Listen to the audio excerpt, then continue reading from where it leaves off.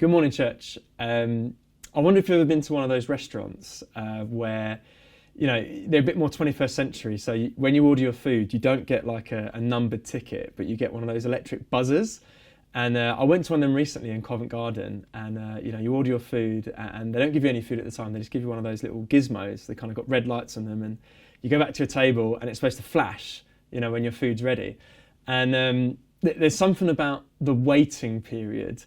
When you're sitting there, your stomach's beginning to rumble, you're looking across at all these other people who've got their food, and you start kind of tapping it, and you think, nothing's going green. I've seen other people's going off. Mine's not working. And you wonder about, should I ask a waiter? Should I check? And as you wait longer and longer, you start to really doubt, am I ever going to get my food? Is there something wrong with my gizmo that I've been given? I don't know about you, but I'm a real technophobe. And whenever I get given one of these, I always just think, I'm sure it's not going to work. I'm sure my food's just going to go stone cold. I'm sure something's going to fail. And I want to speak this morning about that waiting period. When God feels like something's been promised to you, when you feel like God has had a word for you, or you read something in the Bible, or when you're trusting in one of God's promises, and yet you feel there's a pause, there's a delay, there's a blockage somewhere. And what would God have us do? How would God have us feel in the interim? How are we to respond when God's promises are on pause? When we're sitting down, when we're waiting in that restaurant, and our gizmo just refuses to buzz, how is it that we're supposed to react? How is it that we're supposed to feel and to think about God in that moment? And I'm going to be speaking from the life of David, so kind of from 1 Samuel, looking at a whole span of David's life from kind of chapter 20 to chapter 30, and just how in that time of delay, in that time of waiting, what happened to David's heart? What temptations were there to doubt and to worry and to second guess God? And how did David overcome those, and how they might speak to us today? And I think this can be a word for any season, but especially today with coronavirus, how it can feel like so many of our lives have really just ground to a halt. Whether we're stuck away from work, whether we're not finding work, whether we're stuck at home with children, for better or for worse, how that might be.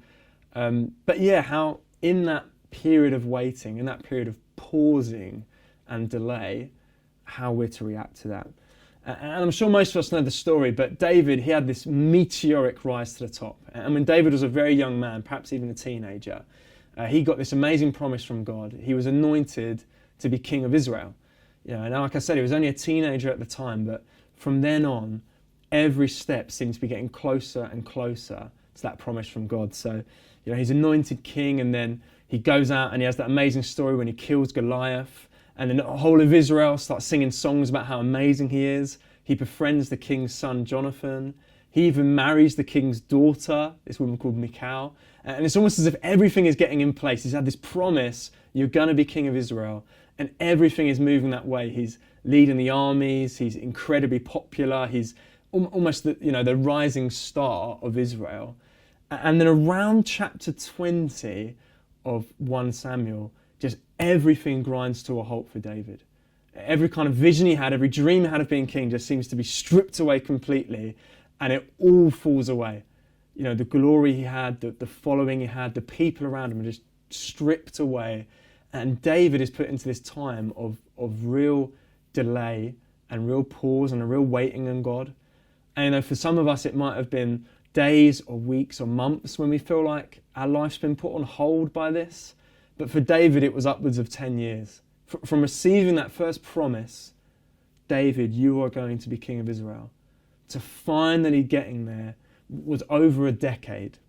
And along the way, there were so many setbacks, so many reasons to distrust what God had said, so many reasons to think, what on earth is going on? And so I just want to look at the life of David here and see how he overcame that discomfort, that struggle, those overwhelming odds that were set against him, and just some of the temptations that he had in that period.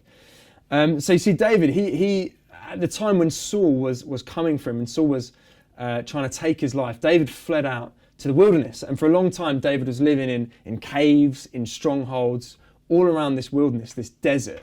And for him, it would have been just a super uncomfortable time. He would have lost, I guess, so many of the home comforts that he was used to, seeing family regularly, living in the way he wanted to live. There's even a story of how they had so little food that they had to go to the temple and take food from there. He was essentially living on handouts, King David. He was against overwhelming odds. He had, at the most, his forces were around 600 people. And at different times, King Saul was coming at him with thousands. And I guess it's analogous to how we live today, that for so many of us, it feels like we're struggling against these overwhelming odds. Things and events have conspired against us in many ways, and it feels like we're struggling.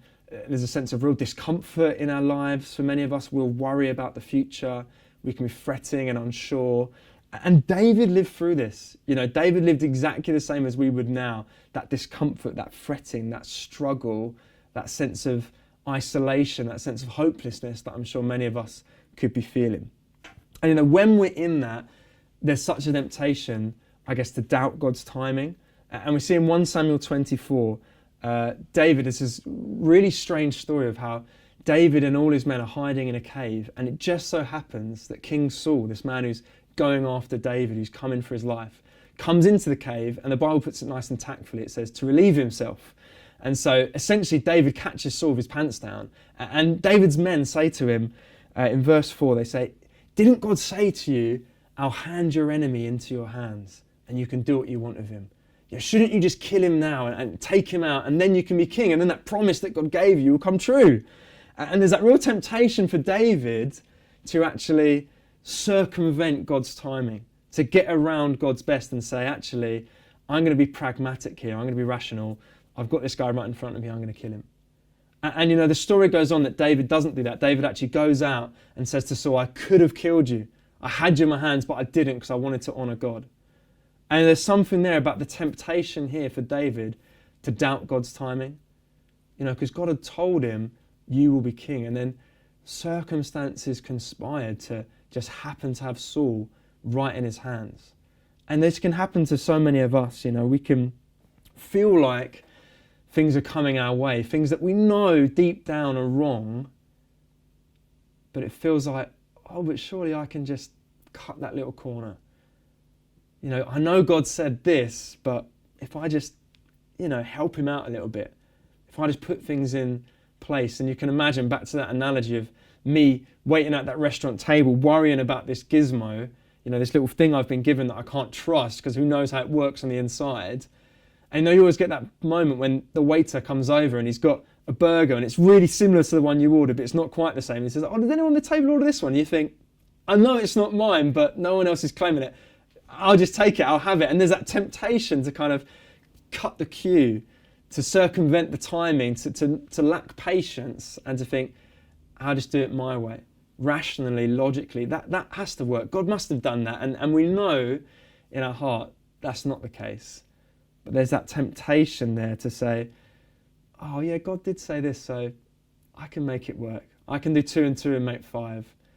And that can be a temptation, I say, at a time of waiting to get around what God said and add to it and try and help God out. But there's a call on us to be like David and just to honour God in a way that can seem illogical, can seem unrational, can seem like we're doing the wrong thing, but we know it's in our heart to honour God. And the second temptation, it's so easy to fall into despair at a time like this. And I don't know about you, but looking on Facebook and looking on different WhatsApp groups, there's so many people in my life who've just fallen into a state of despair. And I know for me there's a temptation there as well, that at times I think, I look around the world and I think, what is going on? That it can feel like everything's turning to black, that God must have dropped the ball, God must have gone out of control, that something's gone wrong, and I just want to despair. And in 1 Samuel 30, we get this again, that David is tempted to doubt God's goodness. They've gone on a raid, David's men and him, and they come back to their town, the place called Ziklag, and the whole place is decimated. Everyone left there has been taken captive. There's no money left, there's no livestock left, everything's been decimated. And it says in verse 4, and I'm sure we can empathise with this, it says, they wept until they had no strength left to weep. And what a summary of how so many of us feel. We look around the world, we look at maybe our own lives, maybe our work situation, or just how things are going in the world. We watch the news and we think, I just want to weep until I've got no strength left to weep. I just want to fall into a pit of despair, because what on earth could God be doing in this? And we can rail at God and we can think, God, you're not good. I look around the world at the people worrying about the future and struggling for rent and all these other things, and we think there's a temptation to despair. And that despair can easily turn. It says later on in verse 4 that the men said they wanted to stone David.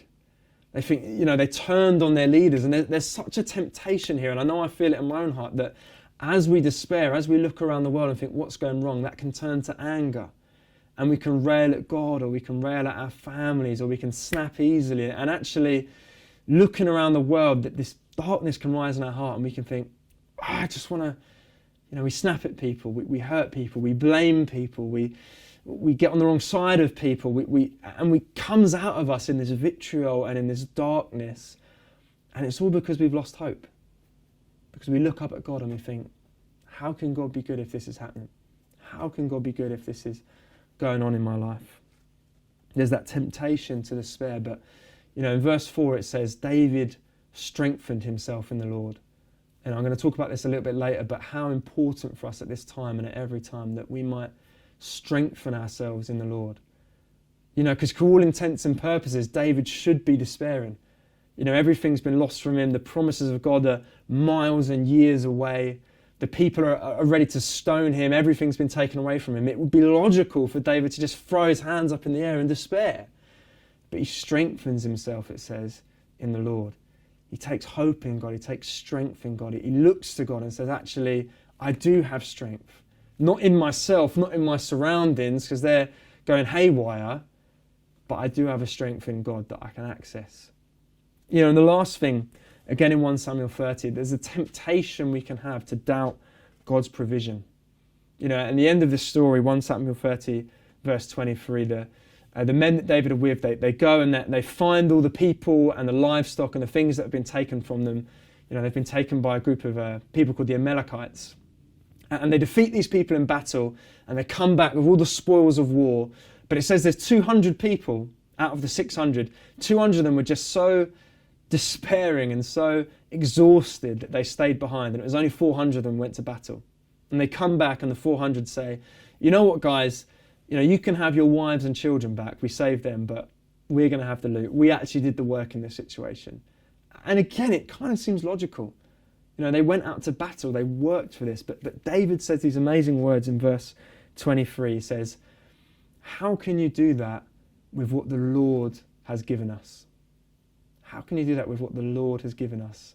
And I think that perspective, if we can get something of David's perspective here, it can change our whole reaction to this, our whole response to this. Because he says the Lord has given us this spoil, this loot, and we're to share it. But it didn't look like that from the outside. From a human perspective, those 400 have fought and risked their lives and worked hard to get that back. And the other 200 have just been, sitting around, chatting, exhausted, sleeping probably. For all intents and purposes, logically, rationally, from a human perspective, you think, yeah, fair enough. It's actually kind of them to give your wives and children back. Let them keep the loot. But David sets this precedent. He says, what God has given us, we're going to share equally. And for here, there's such a temptation. We go to Tesco's or to Sainsbury's and we can see, on Facebook in those videos, we can see the selfishness that rises in people's hearts where it feels like there's scarcity. When people's wallets are pinched, when people's lives feel a bit pinched, that selfishness, that mentality of I need to get what's mine, I need to look out for number one, we know that rises in us. And it's so tempting to be selfish, to say, I've worked hard for this money, I'm not going to give it away.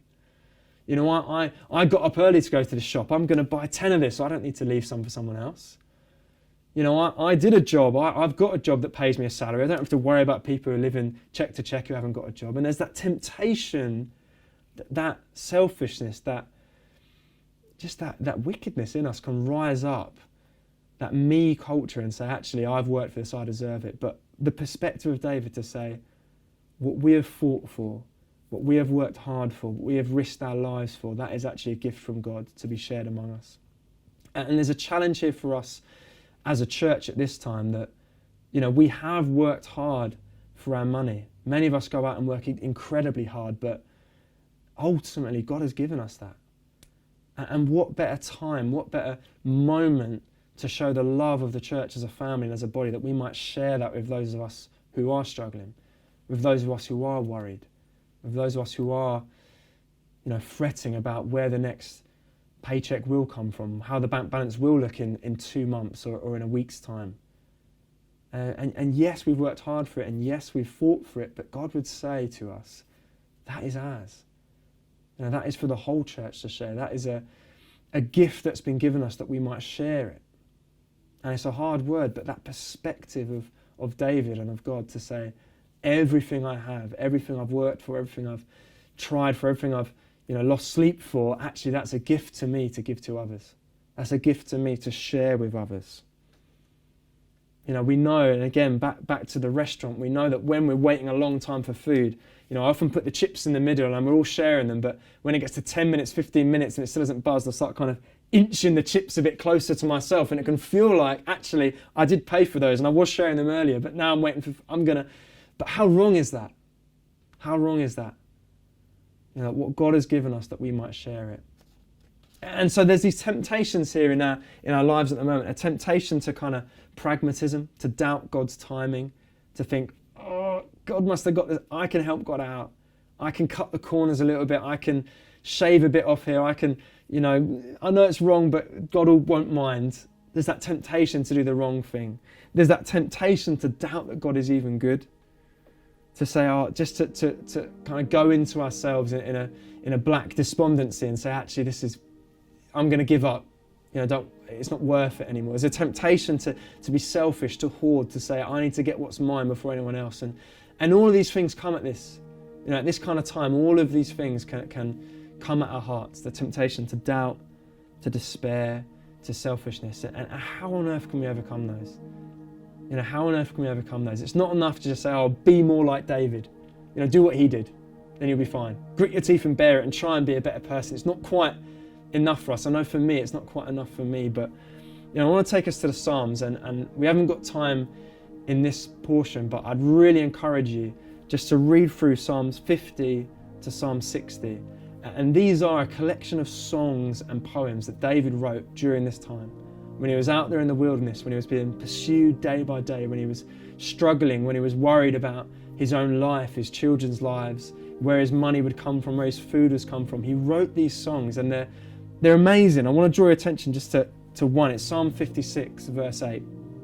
And David is reflecting on just the difficulties that have come his way, the people that are, attempting to take his life, the people who are driving him away from what he feels like are God's promises for his life. And he says this to God, Psalm 56, verse 8.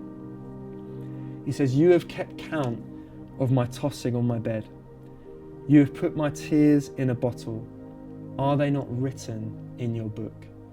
And the comfort that we have is that whether we're tempted to despair, to doubt God, to be selfish, that actually God is with us. That every tear we cry, every worry we have, every fretful thought, every selfish thought, every moment of our lives, whether we feel close to God's promises or far from them, whether God feels like he's right near us or we can't hear his voice or know him, but God has kept count of our tossing and throwing on our bed, that God has captured our tears in a bottle, he's counted them, that God has written our life in his book, that he is close to us, that he desires an intimacy with us, that he knows our struggles and our worries and our pains better than we even know them ourselves, and that God is for us at this time, and that whether our lives have been on pause for a week or a month, or like David for nigh on a decade, that God will fulfill his promises. And there's countless examples of people in the Bible, of Joseph, of Abraham, of David, of Jesus, of Paul, so many people who received these promises from God, who stood on the foundation of what God had promised them for years and for decades. And at times they would have felt that it was darkness all around them. At times they would have felt that they couldn't trust God, that he must have dropped the ball or forgotten them, or it wasn't going to come through. But God always did. And ultimately our hope at this time is that God is faithful, not because of our ability to trust him, but because of his trustworthiness. Not because we are so great at following him, but because he has captured us, because he is trustworthy, because he leads us, and because however we are feeling, however we are struggling, he knows us. And my encouragement to you is, however you are feeling, if you're encouraged, praise God, pray, share that with someone else. If you're down, let those feelings out to God. We read those Psalms from 50 to 60, and it is just, there's a lot of fear in there, there's anxiety, there's worry, but there's hope. And actually at this time we might be feeling any number of things, but we share them with God, we share them with the church, and ultimately we trust that God is faithful and that God will fulfill his promises of us, and that whatever on our lives is on pause, whatever is delaying, whatever feels is ground to a halt, that God has purpose in all times and that he will bring his promises to fruition.